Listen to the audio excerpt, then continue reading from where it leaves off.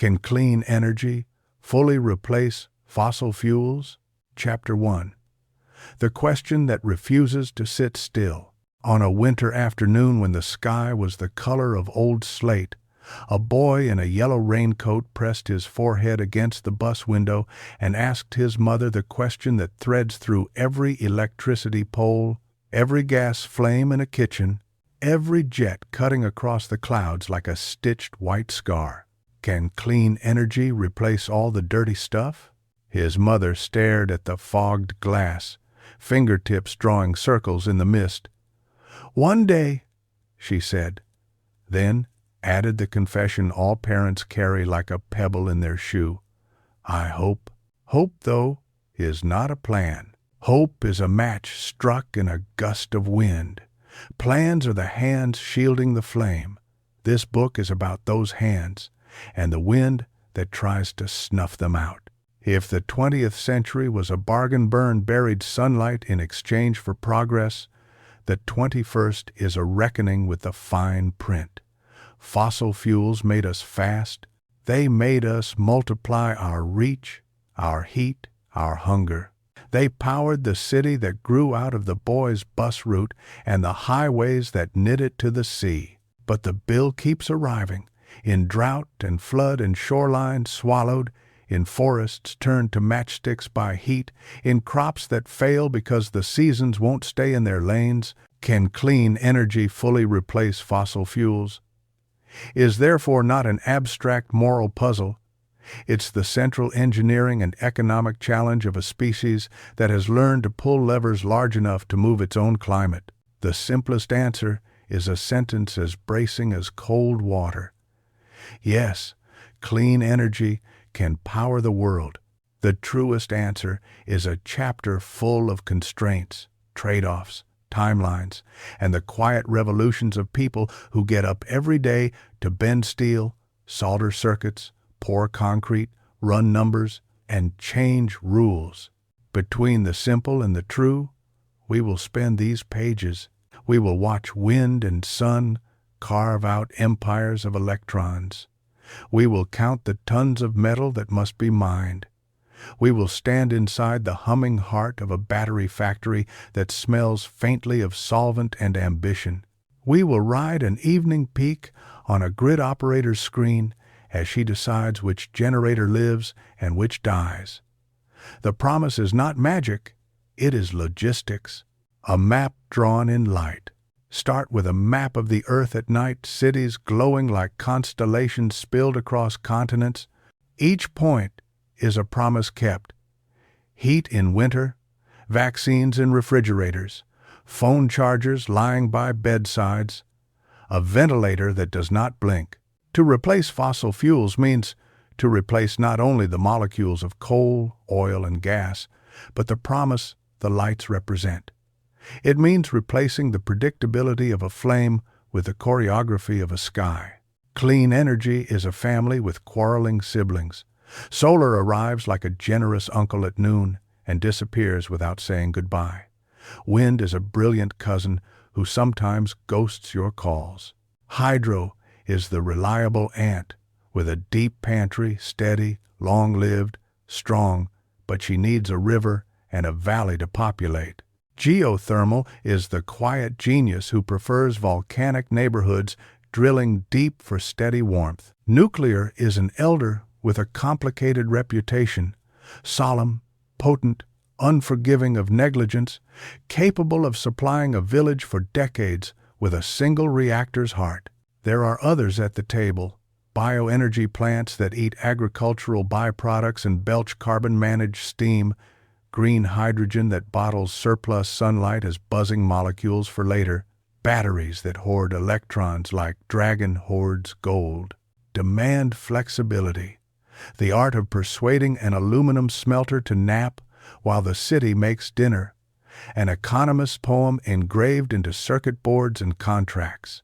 The world runs on about 600 quintillion joules of energy each year. Most of it today comes from burning things dug up from the earth.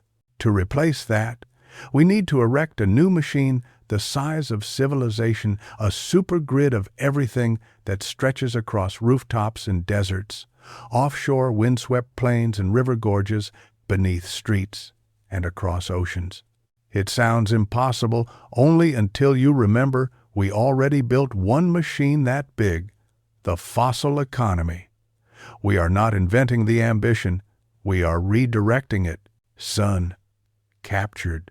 In a village, on a plateau the color of adobe, a woman named Layla runs her thumb over the glass skin of a solar panel. 2 years ago, her evenings were lit by a wick smoking in a jar of kerosene. The flame left soot on her ceiling and headaches between her eyes. Now a panel on her roof pours daylight onto her table at night. Her children do homework without coughing. The refrigerator hums like a small content animal. The phone charges. Her household consumes perhaps a few hundred watts at a time, microscopic compared to a city. But multiply Layla's roof by millions and you have a force that is reshaping markets faster than ministries can update their forms. Solar's genius lies in modularity. A cell on a calculator becomes a field of panels, becomes a sea of mirrors. From the delicate geometry of silicon, we manufacture scale. The price of panels has fallen like fruit from a bough over the last decade because factories learned to slice crystals thinner, assemble with fewer defects, and ship them by the gigawatt. Every time the world scales a technology, it gets better at it. The industry calls this the learning curve. For the rest of us, it is the experience of buying something today that cost twice as much yesterday. On a rooftop or in a desert, solar is now the cheapest first watt humanity has ever made. The problem is that the sun has office hours. At noon in August, solar can drown a grid in cheap electricity. At dusk, it can vanish and leave gas turbines sprinting uphill. This is the duck curve, the graph that shows demand minus solar generation over a day, shaped like a duck's belly and neck. To live with a duck, you plan your meals. You store what you can, shift what you can, and grow accustomed to days when the duck gets fat. Wind harvested. On a cold coast where cliffs fall into an iron sea, the air is a highway of invisible trucks. Engineers raise white towers taller than cathedrals and anchor them to the continental shelf. Each blade is a slow, elegant scythe. Out there the wind is older, steadier, more muscular than its inland cousin, the kind that snaps a kite string and sets a farmer's teeth on edge. Offshore wind does not ask for scarce land or compete with crops. It asks for steel, ships, and sailors. Onshore, turbines dot ridgelines and prairies. They are not silent. They pulse like a heartbeat. They face 1,000 human questions about birds and bats and views from kitchen windows. They are, however, the cheapest new utility scale power in many regions, next to solar, and because wind often blows more at night.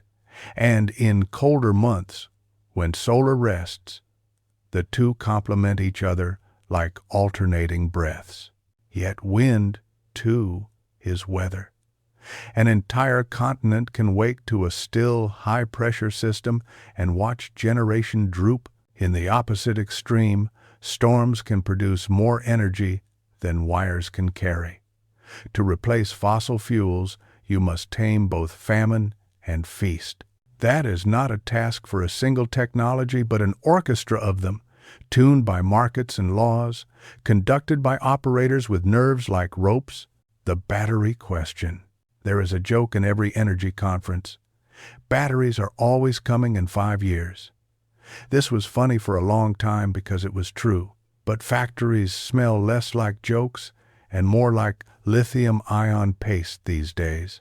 It is possible now to buy a battery the size of a shipping container, plop it next to a substation, and teach it to absorb surplus sunlight and exhale power at sunset.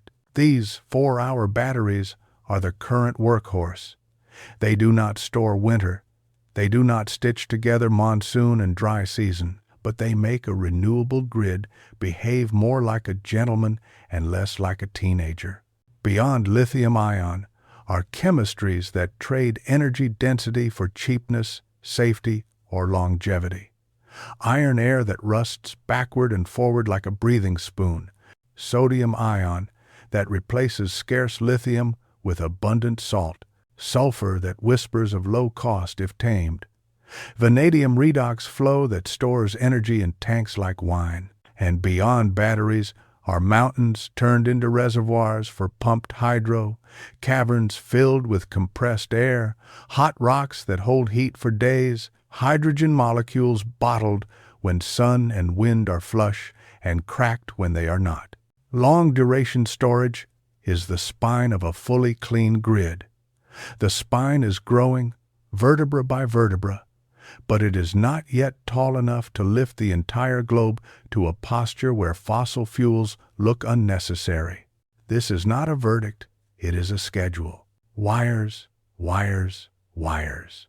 You can generate a gigawatt in a windy plain, but it is worthless if it cannot travel. Transmission lines are the capillaries of civilization, and we have underinvested in them like a patient who stops taking medicine because they felt better for a week. The cheapest places to harvest wind and sun are often far from where people live.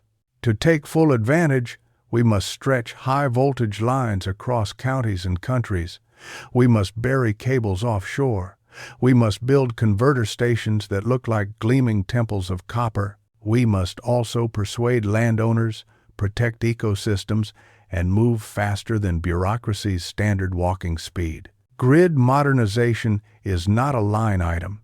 It is the difference between almost and actually. Replacing fossil fuels is as much a civil works project as a scientific journey. Rights of way negotiated, permits granted, towers erected, conductors strung, substations upgraded, software rewritten. Oversized transformers are not made by elves in the night. They take years. If you want a world where the lights never flicker, you must love the people who build wires, the hard parts. If electricity were all of energy, the job would be simpler. But the human appetite is plural. We fly. We forge steel in blast furnaces. We melt rock into clinker and grind it into cement. We push container ships the size of neighborhoods across oceans. We heat homes in winters so cruel the air stings. Many of these are hard-to-abate sectors, where electrons alone struggle to do what molecules do easily. There are answers on the workbench. Electric arc furnaces already turn scrap metal into new steel. The next trick is to make fresh steel with hydrogen stripped clean of carbon. Cement can be crafted with lower carbon recipes and kilns fueled by renewables, even as we tackle the fact that some emissions are baked into chemistry itself. Planes can sip sustainable aviation fuels brewed from captured CO2 and green hydrogen, or one day fly on batteries for shorter hops and hydrogen for longer. Ships can burn ammonia made from renewable energy, though they will demand engines and ports that can stomach its temper. Every solution here is a braid of physics, money, and regulation. None is impossible. All are inconvenient. To say clean energy can replace fossil fuels is to commit to making the inconvenient routine. It is to admit that this will feel for a while like moving house every year. Boxes, lists, frustrations, the sharp, satisfying sting of progress when the chair finally sits by the window and you can see your new life from it. The mineral mirror. There is a mirror in which every clean transition must inspect itself, the mineral supply chain. Solar panels ask for silver and polysilicon. Wind turbines ask for rare earth elements to give magnets their strength. Batteries ask for lithium, nickel, cobalt, manganese, graphite. If oil-made geopolitics revolve around a handful of petrostates, Electrification could rearrange that map around the countries that mine and refine these elements. Mining is not sinless. It scars hillsides, gulps water, and invites corruption if watched with sleepy eyes. The answer is not to return to fossil fuels, but to mine better transparently, with community consent, with air and water protected, with child labor banished not in slogans but in audits, with recycling plants that treat yesterday's batteries and turbines as tomorrow's ore. Above all, it requires diversification, many mines in many places, many refineries with many owners, so that no one can throttle the future with a finger on the valve. Equity, or it will not happen. There are neighborhoods that have inhaled exhaust for a century, and factories that exhaled it. There are countries that did the burning early and got rich, and countries that arrived at the party to find the cake nearly gone and the bill on the table. There are households for whom a monthly energy bill is an argument with an empty refrigerator. Any plan to replace fossil fuels that does not account for fairness will fail, because it will be voted down by those asked to carry a heavier load than their share. Equity can be precise.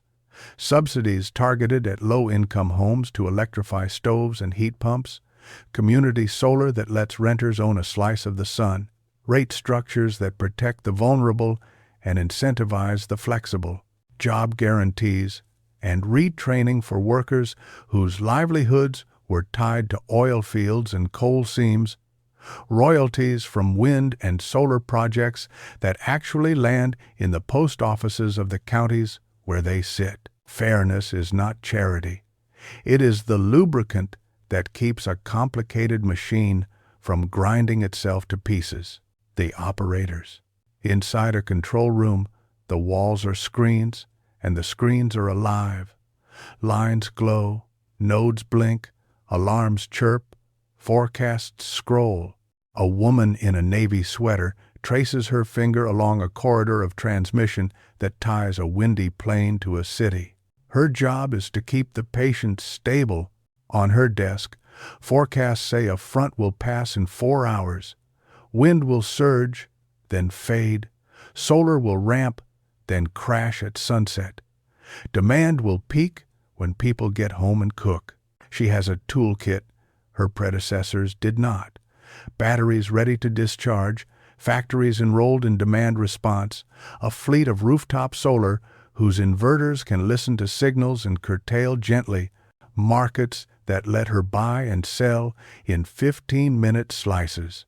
She also has less margin for error. Fossil plants used to provide inertia, the weight of spinning turbines that stabilized frequency. Now she simulates inertia with software and devices that can kick in faster than any turbine ever could. Her world is no longer a choir of big voices. It is 1,000 whispering ones. It is harder, and it is better. A story told by numbers and neighborhoods. To say, fully replace, is to ask about time. Over a human lifetime, we have exceeded what our grandparents dreamed. Over the next 3 decades, we must exceed what our present selves consider comfortable. The curves already bend. More renewables added than any other source each year. Electric cars that once were luxuries now common as coffee. Heat pumps climbing apartment walls like ivy. Grids that swallow new records of clean generation and remain standing. But there remains coal on the margins, oil in the tank, gas in the pipes. There remain blackouts and bottlenecks and headlines that treat them as prophecies rather than problems. We must separate 2 claims. One says, it is physically possible to run a modern society entirely on clean energy. This is yes, qualified by engineering, local endowments, and wise design. The other says, we will do it in time to prevent the worst climate outcomes while keeping energy affordable and reliable for everyone. This is harder because it asks not only about turbines and panels, but about people and politics, trust and trade, the slow churn of institutions, the speed of capital, the daily heroism of maintenance. The boy in the bus will grow up. He will choose a job, possibly in a world where the fastest-growing companies build batteries the size of buildings, where farming manages carbon like water, where ships dock at green ammonia terminals, where rooftop solar is as ordinary as gutters. His mother's cautious hope might have become a boring reality. Boring is the goal. Clean should become so normal it does not merit a headline. The promise and its price. Fossil fuels are concentrated miracles, energy packed into portable, flammable forms, and no one should pretend otherwise. Replacing them with flows of ambient energy, sun, wind, heat from the earth, the patience of water demands a society wired differently. It means swapping fuels for infrastructure, swapping wells for factories, swapping scarcity for abundance that arrives on a schedule dictated by the sky. Abundance is not free. It must be captured, routed, stored, and shared. The price of the transition is not counted only in dollars but in attention. It asks every city council to learn new words, every utility commission to redraw rules, every tradesperson to master new tools, every school to teach students that the grid is a living thing. It asks for compromise. A wind farm on a horizon, a substation on a corner lot, a mine operated under rules so strict that its tunnels smell more like law than ore. It asks for patience, but not the lethargic kind. The patient determination of people who show up to pour concrete in February because spring will need these foundations. What we have already learned. We have learned that costs can fall faster than forecasts, much faster when factories scale and finance believes. We have learned that the grid can, with software and smarts, host larger shares of variable renewables than engineers once deemed feasible.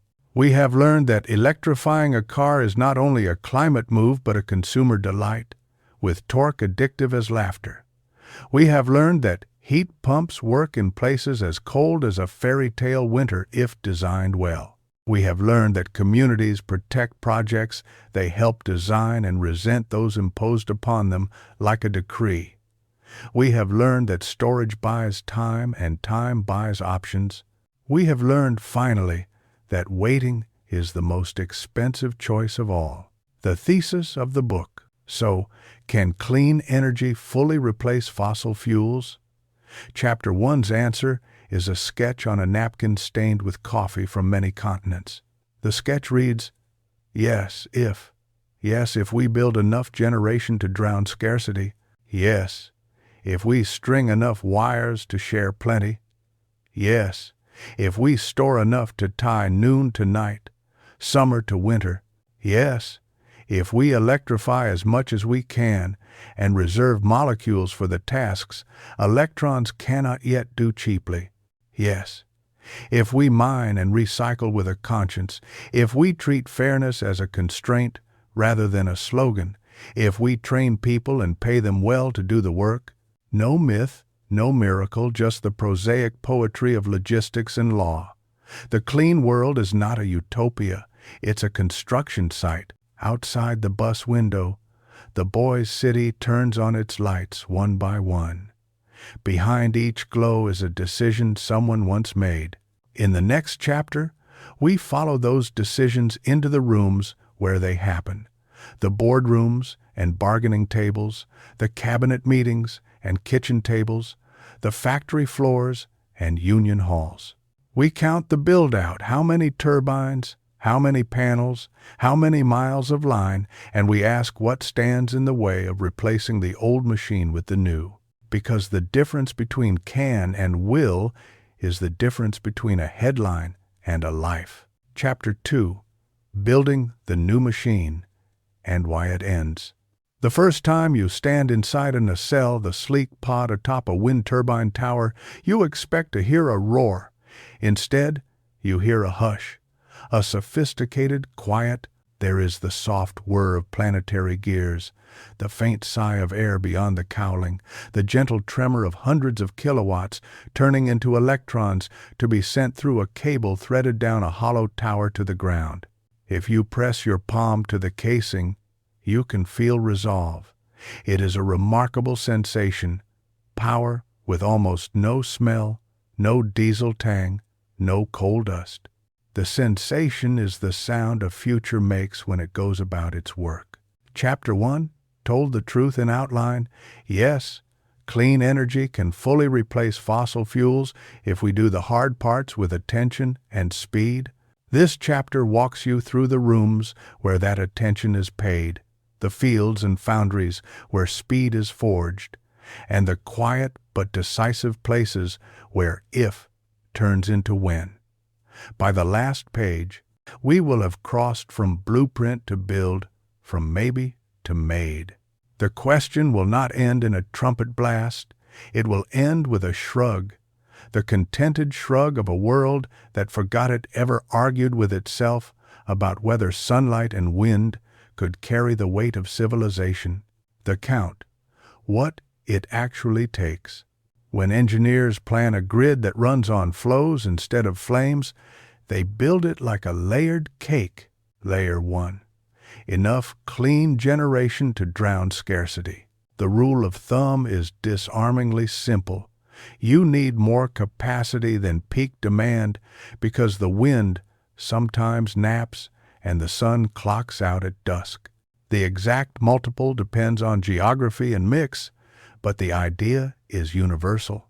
In places with excellent wind and sun, you might build roughly 2 to 3 times the peak load in renewable capacity to ensure that, averaged across time and space, there is always more clean electricity available than the city wants. The layers above will tame the timing. Layer 2. Storage to stitch hours to days. 4-hour batteries are the workhorses of evening peaks, the elastic that snaps between late afternoon solar and dinner-time demand. For deeper resilience, the system needs pockets of long-duration storage devices and reservoirs that can hold energy for 8, 12, 36 hours, even a week. No single technology does all these jobs. A healthy portfolio looks like a city pantry. Staples for everyday meals, lithium-ion, bulk bins for the weekend flow batteries, thermal storage, and a deep freezer in the garage, pumped hydrogen, compressed air, that you don't open often but cherish when you do. Layer 3. Firm, always-on clean power for the spine. Geothermal, where the rocks welcome you, run of river and reservoir hydro, where water and topography consent, nuclear, where communities choose it, bioenergy, where residues and waste are plentiful and responsibly managed. These are the metronomes. They buy back simplicity where variability would otherwise demand complexity. Layer 4. Wires and markets, stitched into one fabric. Transmission lets the system share abundance over distance. Distribution upgrades let neighborhoods host millions of rooftop panels, car chargers, and heat pumps without transformers crying uncle. Markets, real-time, regional, open to new kinds of participants, are the software that makes the hardware sing and tune. Layer 5. Electrify what we can, decarbonize what we must. Cars and buses flip from gasoline and diesel to electrons. Heat migrates from boilers to heat pumps. Stoves go from flames to induction. The heaviest industries begin their pilgrimages to hydrogen, direct electrification, and circularity. Aviation and shipping leash their molecules to renewable sources. That is the plan. The numbers associated with it can feel cathedral-sized. They are, but cathedrals get built when there is a blueprint, a budget, and a generation of craftspeople who think of the project not as impossible, but as meaningful work. The rooms, where it happens.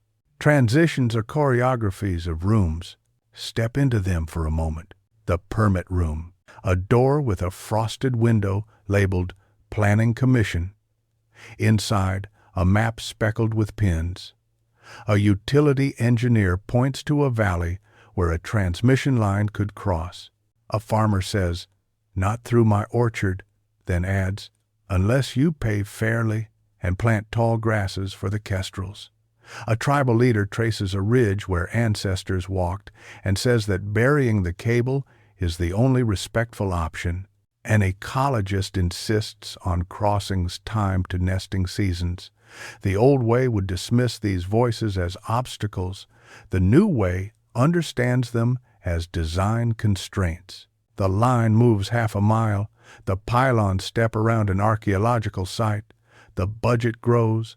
The timeline sighs, but in exchange, resistance melts into stewardship. A project built with consent is a project that lasts. The factory room, a hall the length of a runway. Robots lay down slurries on copper foils, roll them like pastry, bake them, cut them into cells thicker than a thumbnail, stack or wind them into jelly rolls, and tuck them into casings. Overhead, banners track yield rates and scrap. On one wall, a screen shows a shipment of recycled cathode materials arriving from a plant 2 states away. At a whiteboard, an engineer circles a number. The energy it takes to make the battery just fell 5% thanks to a tweak in the drying process. This is how prices drop, not by wishing, but by line boredom that adds up to miracles. The control room. The grid operator from Chapter 1 faces a different panel now. In the corner, a dial shows synthetic inertia provided by inverters on wind plants and batteries that respond in fractions of a second when frequency wobbles. A live map of rooftop solar flickers yesterday. Millions of inverters installed on homes were blind to grid needs. Today, firmware updates make them good citizens. A chat window pops. A cement kiln 50 miles away is ready to curtail by 10 megawatts for 2 hours in exchange for a price that makes sense. The operator clicks accept. The evening peak eases like a shoulder unclenching. The kitchen room. A renter in a brick building points to a new device in the cupboard, a heat pump water heater. It hums softly, scavenging warmth from the surrounding air to heat a tank with a miser's thrift. The landlord used a subsidy to install it. The tenant's bill dipped enough to notice. In the living room, a plug-in hybrid sips from an outlet. In the kitchen, an induction stove boils water with a disk of invisible magnetism that never fills the room with fumes. Nothing feels like a crusade. It feels like new appliances and fewer headaches. Quiet progress is still progress. The hard to abate, abated. The phrase is a dare. Hard to abate means worth the attempt. Consider them one by one. Steel. The blast furnace is a dragon that eats coal and breathes carbon. The dragon is being tamed. Direct reduction plants feed iron ore with hydrogen stripped clean of carbon. The output is sponge iron, fed into electric arc furnaces powered by renewable electricity. The companies that turn this into girders and beams publish a new statistic: kilograms of CO2 per ton of steel, and compete to lower it. Scrap becomes sacred, a commodity hunted and circulated in closed loops. Steel ceases to be a confession and becomes a brag. Cement. Even with kilns electrified and fuels cleaned, the chemistry of turning limestone into clinker releases CO2. Capture becomes the backstage worker who never gets applause but makes the show possible. Pipes collecting the gas, solvents clutching the molecules, compressors pushing them to mineralization sites where they turn to stone again. Meanwhile, concrete recipes evolve, more supplementary cementitious materials like fly ash and slag, new binders that sip less lime, micro-optimizations multiplied across billions of bags. Aviation. For regional hops, quiet electric aircraft emerge like seabirds, whisking 40 passengers between cities with battery packs shaped into wings. For longer routes, planes drink kerosene's cleaner cousin, sustainable aviation fuels synthesized from captured carbon and green hydrogen. The supply chain is a struggle at first, then a stride. Airlines sign contracts years in advance. Airports build blending and storage infrastructure. Regulators certify. The romance of flight survives its emissions habit, shipping. On a foggy morning in a port city, a tanker nudges into a berth with a new logo stenciled on its flank, NH3. Ammonia, made from renewable hydrogen and nitrogen wrung from the air, burns to push a hull the size of a suburb across oceans. It smells like the future's compromises, pungent, demanding tight safety protocols, but those protocols exist because ports are disciplined places. On the quay, cranes dance, powered by wires instead of diesel. The harbor air, once diesel sour, tastes like salt again. Chemicals. The industrial alphabet ethylene, propylene, methanol, learns a new grammar. Electrolyzers split water into hydrogen and oxygen. Carbon comes from captured sources. Reactors string atoms together into plastics and solvents with renewable electricity. Waste streams loop back as feedstocks. A molecule's biography begins to matter as much as its price. The mineral compact. No transition should hide its appetite. The clean system wants metals and minerals in volumes that feel, at first glance, like a contradiction. We're saving the planet by digging holes in it? Honesty is the antidote. We say, yes, and we will dig fewer, better holes than the fossil economy required, and then we will close the loops. Fewer because once installed, a wind turbine spins for decades with no fuel. Once roofed, a home consumes sunlight at zero marginal cost. Better because modern mining, pushed by law and watched by communities and investors, can adhere to standards that make its tailings ponds safe, its water usage stingy, its labor dignified, its reclamation plans more than rhetoric. Closed loops, because batteries, turbines, panels, and motors are not trash. They are tomorrow's inventory. Shredders and hydrometallurgy plants become the new refineries, sipping less energy than breaking virgin rock, feeding cathode plants and magnet makers with domestically sourced metals. A mineral compact crystallizes among nations, a shared language for tracing materials from pit to product, audits that mean something, sanctions that bite, trade deals that reward clean supply chains with tariff relief. Old oil clubs lose their sway. New alliances form around shared commitments to transparency. No one gets everything they want. Everyone gets enough of what they need. The workforce, with its hands on the future. You cannot decarbonize with press releases. You do it with people in hard hats and harnesses, with coders who think in control loops, with linemen who climb in storms, with teachers who fold heat pump diagrams into science class, with small business owners who retrain their crews from boilers to variable refrigerant flow systems. The energy transition is a jobs program because it is a building program. Wages matter. Safety matters more than slogans. Training ladders grab people who fell through the last economy's cracks and set them on rungs that rise. Community colleges become cathedrals of the practical arts. Veterans find second careers managing the logistics of giant projects. People who grew up in towns where coal was dignity find that dignity again wiring solar arrays on reclaimed mine land, the scar becoming the salve. There is grief alongside pride. A closure ceremony at a coal plant carries silence heavier than steel. Speak plainly, Some roles end. Speak kindly. The people do not.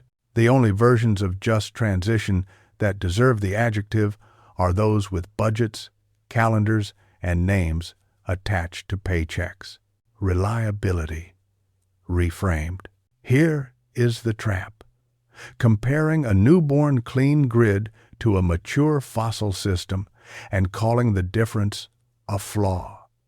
Fossil grids failed 2 storms, fuel price spikes, accidents, bad maintenance. Clean systems fail differently and demand different insurance policies. The new reliability playbook reads like this: diversity beats perfection. Don't worship a single technology. Mix wind and solar. Scatter them across geographies. Salt the mix with firm, clean sources. Invest in storage types that complement rather than clone each other. Demand can move. Not all electrons need to be delivered at once. Data centers shift workloads. Factories time energy-intensive steps. Millions of small devices respond to signals nobody notices. The most reliable watt is the one you don't need at the worst moment. Digital is a tool, not a crutch. Smart inverters and sensors make the grid fast and observant. Cybersecurity is not optional. It is the moat around the castle. Paper drills and muscle memory matter too. Community microgrids are seatbelts. When a hurricane snaps the big trunk lines, solar plus storage islands keep clinics cold and lights on in gymnasiums that become shelters. Reliability is local pride as well as regional policy. Fuel risk is replaced by weather risk and managed. Long-range forecasts are baked into procurement. Insurance markets evolve. Capacity payments reward readiness. Interconnections share the burden. The weather is not a surprise guest. It is on the invitation list. The old reliability religion wore a hard hat and a lanyard. The new one does too. The rituals are different. The reverence for uptime remains. Affordability, without illusions, another trap. Quoting the sticker price of a new appliance or a kilowatt hour and declaring victory or defeat. Affordability is a lifetime question. The answer includes fuel avoided, maintenance dodged, volatility tamed, and the fact that climate damages are not footnotes but bills that come due at inconvenient times. Consider the household perspective. An induction stove costs more today than a cheap gas range. A heat pump may cost more upfront than a tired furnace, but operating bills fall, indoor air gets cleaner, and price spikes in gas do not blow holes in family budgets. Subsidies and financing structures on bill repayment, heat pump mortgages, neighborhood-scale procurement transform what looks like a hurdle into a step. We have never had a problem amortizing cars over years. We can learn to amortize warmth and cooking too. Consider the system perspective. A megawatt hour of solar at noon is not the same value as a megawatt hour of dispatchable power at sunset. Markets should speak this truth. Prices should reflect time and location. Storage and demand response earn money by solving problems, not by existing. When the rules reward performance, capital shows up to perform. Affordability is not feelings. It is math plus mercy. The mercy part says, never design a policy that assumes a cushion most families do not have. The math part says, don't pretend scarcity is cheap. Politics without romance. Transitions move at the speed of politics. Politics moves at the speed of trust. Trust grows in 3 gardens: competence, fairness, and belonging. Competence is visible. When a city promises to electrify buses and the buses actually arrive quiet, clean, on time, the city wins a slice of belief. When a region promises to build a transmission line by 2029 and cuts the ribbon in 2027, belief doubles. Deliver early occasionally. Never deliver late habitually. Fairness is felt. If rooftop solar incentives only help homeowners and leave renters behind, the program sours. If a wind farm pays distant financiers and ignores the school district it towers over, the community sours. Royalty checks and discounted power for locals, jobs not only during construction but over the next 25 years, ownership opportunities for tribes and towns. These are fairness made tangible. Belonging is heard. People want to be looked at, not looked over. Town halls that listen, translation for meetings in multilingual neighborhoods, project designs altered after feedback rather than before. The signal is not, "We persuaded you," but "We considered you." Loking. Politics without romance means there will be compromises that taste like unripe fruit. A nuclear plant approved where some would prefer wind. A wind project trimmed where some would prefer maximal output. A gas plant kept on standby for a few extra years while storage scales. The test for every compromise is whether it points the machine toward less carbon next year than this one, and whether it honors the people standing nearest to the construction fence. The quiet end of a noisy debate. Transitions are memory machines. We remember the beginning, this book's question, the bus window, the mother's hope. We forget the middle because it is busy and ordinary. Electricians pulling wire through conduit, teachers updating curricula, union stewards negotiating, retraining, procurement officers reading specs for transformers. The end does not announce itself. It sneaks in disguised as routine. One day sooner in some places, later in others. The peak days on the grid happen without a gas plant clearing the market. A storm knocks out lines, and the microgrids snap on like guardian angels. A triple-digit heat wave arrives, and the city stays bearable because the buildings are efficient and the air conditioners are heat pumps sipping from a grid fat with solar and wind. Planes refuel with liquids whose carbon is borrowed and returned, not stolen from the past and dumped into the present. Steel and cement wear labels that brag. A construction site posts a sign, "Low carbon materials in use," and nobody laughs because it's normal. Children can draw a power plant and sketch a field of panels or a flock of turbines without prompting. Their grandparents remember smokestacks.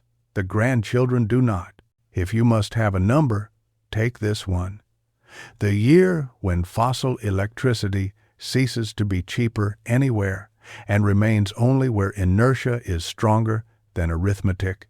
The year when sales of engines for light-duty vehicles fall below a quarter of the market, then below a tenth.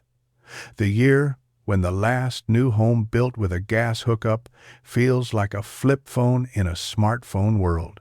None of these years are the same everywhere. They are the wobbly line to victory that progress always draws. Does fully replace mean 0 barrels of oil, 0 cubic feet of gas, 0 lumps of coal burned anywhere ever again?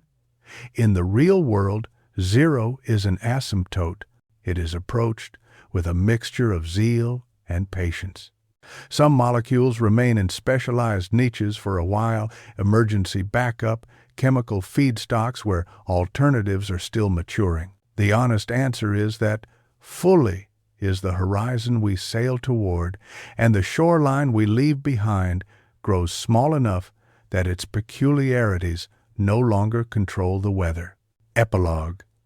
The Boy and the Light. Years after the bus window fogged beneath his breath, the boy stands in a different place, a rooftop in a city that hums a new song. He is older now. He knows that energy is not a miracle, but a practice. He works not in a grand office, but on crews that move from building to building, swapping out yesterday's machines for today's. His hands smell like insulation and copper, not like gasoline. Across the river, a plant his father used to call the old beast has been retired. Its stacks are quiet. Its skeleton is being reborn as a factory that assembles grid-scale batteries. The old beast lit a century. The new factory will steady the next one. He looks up.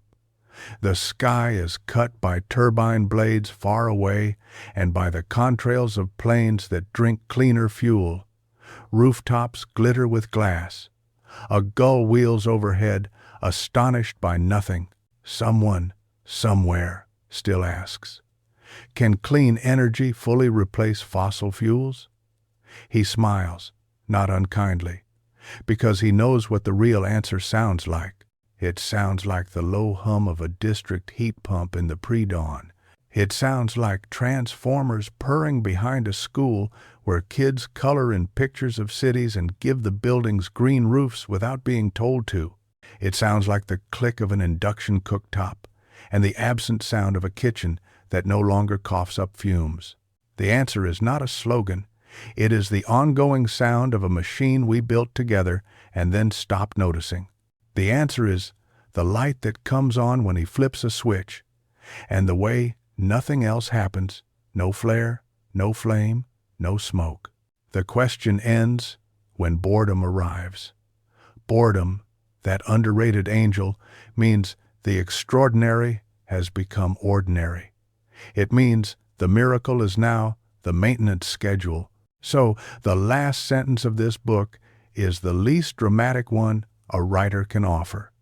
And perhaps the most important, yes, clean energy can fully replace fossil fuels, and, bit by evidenced bit, it already is. The rest is wiring, patience, and the uncomplicated courage to finish what we have begun.